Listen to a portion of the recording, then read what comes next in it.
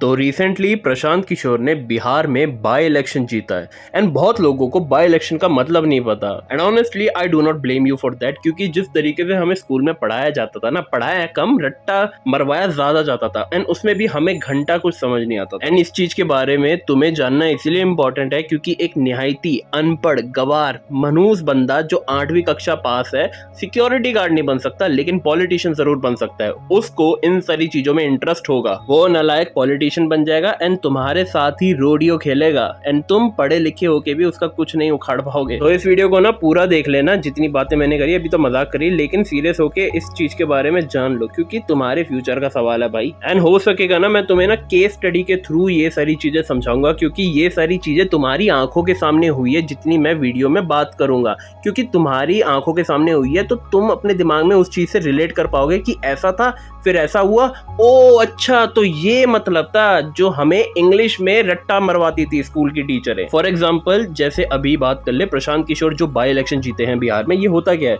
दो टाइप के इलेक्शन होते हैं, एक होता है जनरल इलेक्शन, एक होता है बाय इलेक्शन। जैसे कुछ महीनों पहले बिहार में इलेक्शन हुए थे सीएम चुनने के लिए, तो पूरी स्टेट में इलेक्शन थे, हर एक कॉन्स्टिट्यूएंसी में इलेक्शन थे। तो जैसा मैंने एग्जाम्पल दिया है बिहार की पूरी स्टेट में हर एक कॉन्स्टिट्यूएंसी में इलेक्शन हो रहे थे, तो उसको कहोगे आप जनरल इलेक्शन। लेकिन उनमें से एक कॉन्स्टिट्यूएंसी थी बांकीपुर, वहां पे 30 साल से बीजेपी जीतती आ रही थी उसी कॉन्स्टिट्यूएंसी से। तो अभी रिसेंटली वहां का जो एमएलए था ना, जो भी स्टेट इलेक्शन में जीतता है अपनी जगह पे अपनी कॉन्स्टिट्यूएंसी में, वो उस कॉन्स्टिट्यूएंसी का एमएलए बनता है। तो जो जनरल इलेक्शन हुए थे 9-8 महीने बिहार में, वहां पे जो जीत हुई थी बांकीपुर में वो हुई थी नितिन नबीन की, जो उस कॉन्स्टिट्यूएंसी के एमएलए बन गए। लेकिन अभी रिसेंटली उन्होंने एमएलए के पद से इस्तीफा दे दिया क्योंकि उन्हें राज्यसभा का एमपी बनना था।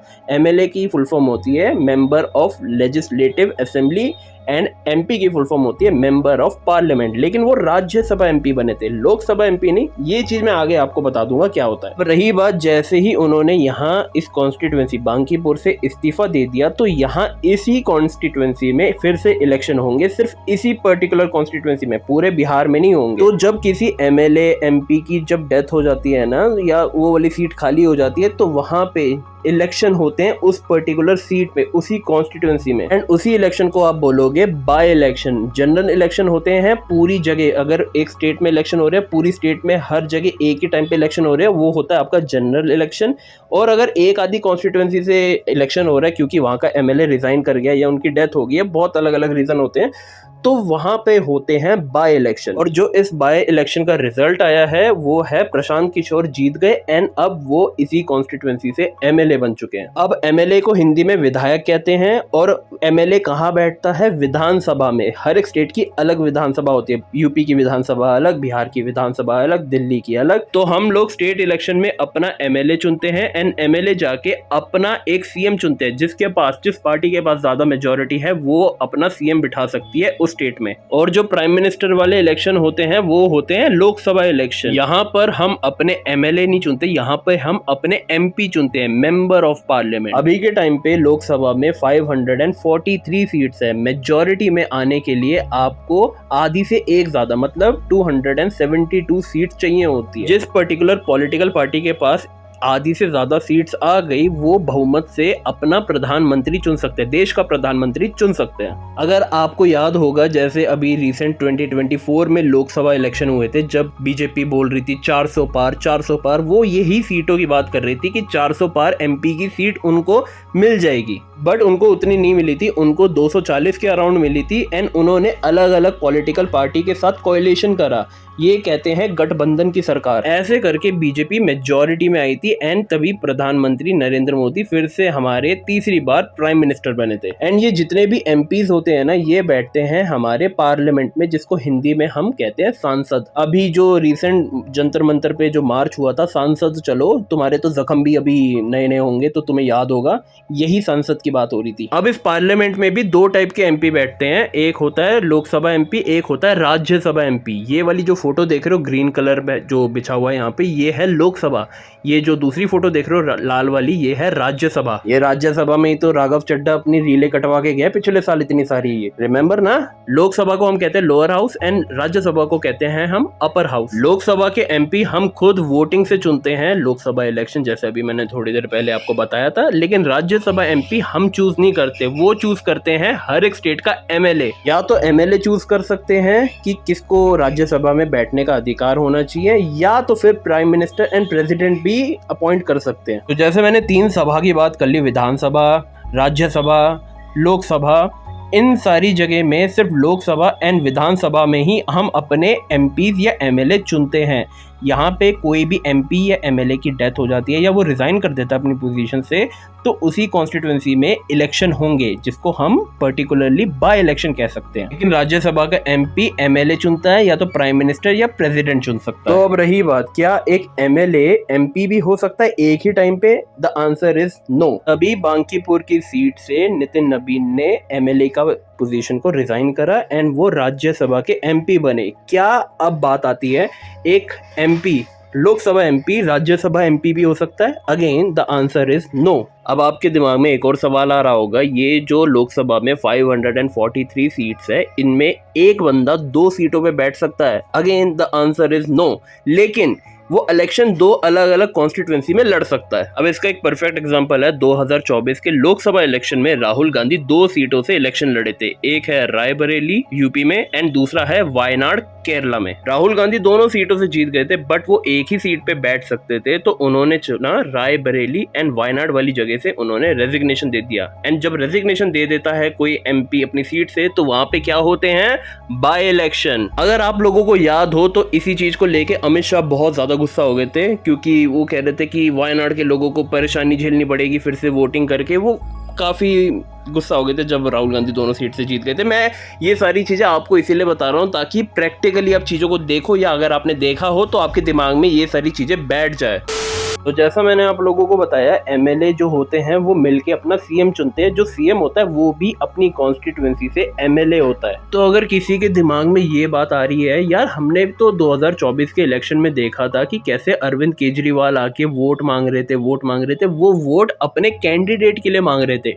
वो इलेक्शन में खड़े नहीं हुए थे एमपी की पोजीशन के लिए, क्योंकि वो एमएलए थे। वो बाकी कैंडिडेट्स के लिए दिल्ली की सीटों पे वोट मांग रहे थे, वो कैंपेन में पार्टिसिपेट कर रहे थे। तो इस चीज को कंफ्यूज मत करना। बाकी अगर आप लोगों से मैं एक बात और पूछूं, एमपी या एमएलए जब भी कभी हम किसी इंग्लिश सेंटेंस में यूज करते हैं तो हम एमपी एमएलए से पहले लगाते हैं an MP, an MLA. But जब हम फुल फॉर्म लिखते हैं, member of the legislative assembly, member of the parliament, हम अ लगाते हैं, a member of the legislative assembly, a member of the parliament. ये एन और अ क्यों हो जाता है, ये चेंज क्यों हो जाता है शॉर्ट फॉर्म में? आई नो ये पॉलिटिक्स से रिलेटेड टॉपिक नहीं है, बट मैंने काफ़ी लोगों को ये गलती करते हुए देखा है, तो मैंने सोचा इस चीज़ के ऊपर भी मैं बोल देता हूँ। इट इज़ बिकॉज जब हम बोलते हैं एमपी, कोई वोवल तो है नहीं पीछे, वोवल पता है ना इंग्लिश में AEIOU। तो कोई भी सेंटेंस, कोई भी वर्ड से पहले अगर ये लगा होता है तो उससे पहले अ लगेगा, एन लगेगा, ये तुम्हें बताया होगा। अगर ए आ रहा है तो एन लगेगा, आई आ रहा है शुरू में तो एन लगेगा। लेकिन ये मतलब नहीं होता कि ए आ गया आगे तो इसीलिए एन लगा दिया।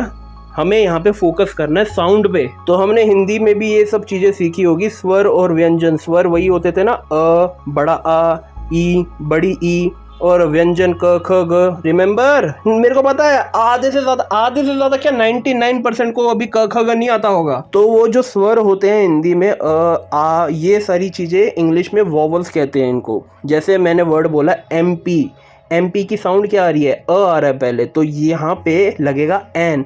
और अगर हम एमपी को फुल फॉर्म में बोले मेंबर ऑफ पार्लियामेंट, क्या आ रहा है शुरू में? साउंड क्या है? मेंबर। म है व्यंजन। तो समझ गए ना एमपी और एमएलए के पीछे एन क्यों लगता है, और जब इसकी फुल फॉर्म में हम बोलते हैं तो फिर ए क्यों लगता है। Now coming back to the politics again, जितने मैंने बात करी विधानसभा के बारे में, जितनी चीजें मैंने बताई समझ आ गया ना। अब विधानसभा में बेसिकली स्टेट की डेवलपमेंट के बारे में बात होती है, रोड, हॉस्पिटल वगैरह वगैरह स्टेट की। लोकसभा में बात होती है लॉ पास करने की। अब जो भी लॉ लोकसभा में पास हुआ है वो जाता है सेकंड हाउस जो कि है राज्यसभा, एंड वहां पे भी सारे एमपीज को एग्री करना पड़ता है तो जाके वो बिल पास होता है। लेकिन कुछ बिल ऐसे है, फॉर एग्जांपल मनी बिल, की अगर लोकसभा पास कर दिया तो उनको मंजूरी नहीं चाहिए राज्यसभा की कि आप इसको पास कर रहे हो, नहीं, ये फिर भी प्रिवेल होगा। एंड कोई भी बिल मनी बिल है ये डिसाइड कौन करता है, ये डिसाइड करता है स्पीकर ऑफ लोकसभा, जो कि अभी के टाइम पे है ओम बिरला। एंड बता दूं यहाँ पे speaker of Lok Sabha is also member of parliament, and जो राज्यसभा का स्पीकर होता है उसको स्पीकर नहीं, पहली बात उसको चेयरपर्सन चेयरमैन बोलते हैं, एंड वो होता है इंडिया का वाइस प्रेसिडेंट। बाकी जैसा मैंने बोला, अगर मनी बिल है लोकसभा ने पास कर दिया तो उनको मंजूरी नहीं चाहिए राज्यसभा की, वो दे चेंजेस करने के लिए बोले, जरूरी नहीं है कि लोकसभा करेगा चेंज। बट अगर कोई कॉन्स्टिट्यूशनल बिल होता है, कॉन्स्टिट्यूशन में चेंजेस लाने का बिल होता है, तो वहां पे दोनों राज्यसभा को भी एग्री करना पड़ेगा एंड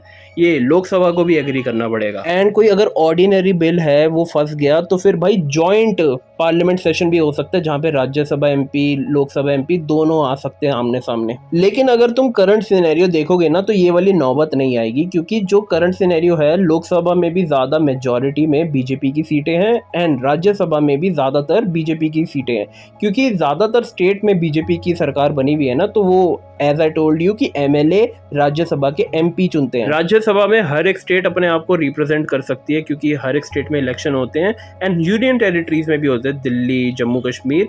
बट कुछ यूनियन टेरिटरीज ऐसी है जहाँ पे उनको रिप्रेजेंटेशन नहीं मिलता, फॉर एग्जाम्पल लद्दाख हो गया, लक्षद्वीप हो गया, ये आपका अंडमान एंड निकोबार हो गया। दैट्स वाई अभी अगर लद्दाख में जितना इशू चल रहा है, आपने उनकी ये वाली डिमांड भी सुनी होगी कि लद्दाख को स्टेटहुड दिया जाए। अगर स्टेट होगी तो representation in Rajya Sabha will be more. और रही बात प्रेसिडेंट इलेक्ट करने के लिए, वो हम लोग डायरेक्टली नहीं करते, हमारे चूज किए हुए एमएलए और हमारे चूज किए हुए लोकसभा के एमपी और एमएलए द्वारा चूज किए हुए राज्यसभा एमपी, ये तीनों मिलके वोटिंग करते हैं। ये सारे मिलके हमको हमारा प्रेसिडेंट चूज करते हैं। बाकी अगर 2-3 चीजों के बारे में अगर और आप इंटरेस्टेड हो तो मैं बताना चाहूंगा कि जैसे मैंने बोला था कि अगर कोई भी सीट खाली होती है विधानसभा में या लोकसभा में, तो वहाँ उस पर्टिकुलर सीट पे फिर से इलेक्शन होंगे जिसको हम कहते हैं बाय इलेक्शन।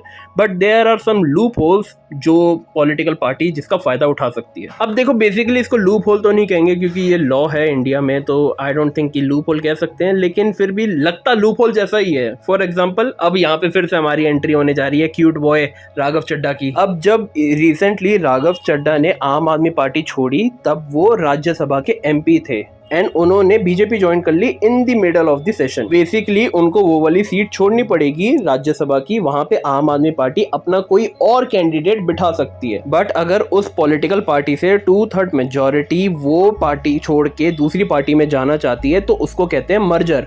फॉर एग्जाम्पल अभी रिसेंटली जैसे राघव चड्ढा एमपी थे राज्यसभा में आम आदमी पार्टी की तरफ से, तो आम आदमी की रिप्रेजेंटेशन राज्यसभा में थी 10 सीटें। अब वो 10 में से 7 एमपी ने डिसाइड करा कि वो बीजेपी ज्वाइन करने वाले हैं, जिसमें थे स्वाति मालीवाल, हरभजन सिंह, अशोक मित्तल, राघव चड्ढा। तो अगर देखा जाए 2/3 से ज्यादा लोग, जो पार्टी की मेजॉरिटी थी वो थी 10, लेकिन 2/3 उनमें से चले गए हैं छोड़ के आम आदमी पार्टी को बीजेपी ज्वाइन कर लिए, तो इसको कहते हैं मर्जर। एंड यहाँ पे कोई भी सीट डिस्क्वालीफाई नहीं हुई। तो जो भी राज्यसभा के एमपी थे राघव चड्ढा, हरभजन सिंह, स्वाति मालीवाल, वो अभी भी एमपी रहेंगे, बट वो इस टाइम बीजेपी के एमपी हो जाएंगे। और तुम लोगों को लगता है तुम्हारी गर्लफ्रेंड ही तेज है, तुमने पॉलिटिशियंस को देखा नहीं है अभी। बाकी आखिरी में जो चीज आप लोगों को और पता होनी चाहिए, दैट इज डिलिमिटेशन बिल, जिसके बारे में आजकल ज्यादा बातें चल रही है। ये बोला जा रहा है जो लोकसभा की सीटें हैं जो अभी के टाइम पे 543 है, उसको बढ़ा के 800 या 900 कोई भी एक नंबर दे रखा था, मेरे को भी नंबर पक्के तरीके से पता नहीं है, उतने बढ़ाने के लिए कह रहे हैं। एंड इस चीज के फेवर में साउथ इंडियन स्टेट बिल्कुल भी नहीं है, क्योंकि जो सीटें प्रोवाइड करी जाती है वो प्रोवाइड करी जाती है पॉपुलेशन के बेसिस पे। जैसे यूपी की पॉपुलेशन बहुत ज्यादा है तो उनको सबसे ज्यादा सीट मिली हुई है लोकसभा में। साउथ इंडियन स्टेट्स का कहना है कि हमने अपनी पॉपुलेशन को कंट्रोल करके रखा हुआ है, and on the other side north Indians ने अपनी पॉपुलेशन बढ़ाई है। तो अगर डिलिमिटेशन होता है, सीटें बढ़ती है, तो वो साउथ इंडियंस को ज्यादा प्रॉब्लम में फंसा देगी, क्योंकि सारी की सारी ज्यादातर majority of seats north India के पास चली जाएगी। तो बस भाई मैंने तुम्हें बेसिक चीज़ें बता दी हैं जो मेरे को लगता है तुम लोगों को एटलीस्ट पता होनी चाहिए। यहाँ पे मैंने तुम्हें ये नहीं बोला कि डेफिनेशन है ये याद करो रट्टा मारो, भाई प्रैक्टिकल है ये सारी चीज़ें, इनको पता होना चाहिए तुम्हें। तभी मैंने जितने भी एग्जाम्पल यूज़ करे वो मैंने आसपास के करे जो तुमने रील्स वगैरह पे देखे होंगे, क्योंकि करते ही क्या हो, रील ही तो स्क्रॉल करते हो, इसीलिए शायद तुम रिलेट भी कर पाए होगे बहुत सारी चीज़ों के साथ कि हाँ भाई ये सारी चीज़ें हुई थी। हाँ हाँ हाँ, तो मेरे को लगता है कि प्रैक्टिकल चीज़ें जब तक करके दिखाएंगे नहीं ना लोग, तक सामने वाले को समझ नहीं आएगा। तो मैंने वही ट्राई करा है। अगर वीडियो पसंद आया तो make sure to like share and subscribe. Hype कर दो यार, ये वीडियो मैंने उतना मतलब समझ रहे हो ना, ये वैसी वीडियो नहीं है जो ज़्यादा ट्रेंडिंग टॉपिक नहीं है, तो फिर मेरे ख्याल से ज़्यादा लोग देखेंगे नहीं, तो हो सके तो शेयर कर देना अपने दोस्तों के साथ। बाकी अगर इस वीडियो पे अच्छा रिस्पॉन्स आया तो फिर मैं प्रशांत किशोर के ऊपर वीडियो लेके आऊँगा, जो कि मेरे को लगता है बहुत तगड़े बंदे हैं इंडियन पॉलिटिक्स में। एंड अगेन आप लोगों को उनके बारे में पता होना थोड़ा ज़रूरी हो सकता है, क्योंकि वो हर एक पॉलिटिकल पार्टी से नाता रखते हैं। बट अगेन मैं ये वीडियो तभी बनाऊंगा जब इस वीडियो पे मेरे को अच्छा रिस्पांस मिलेगा। तो make sure to like share and subscribe, bell icon ज़रूर दबा देना। एंड मिलते हैं जल्द नेक्स्ट वीडियो में, तब तक के लिए गोस्ट ओवर एंड आउट।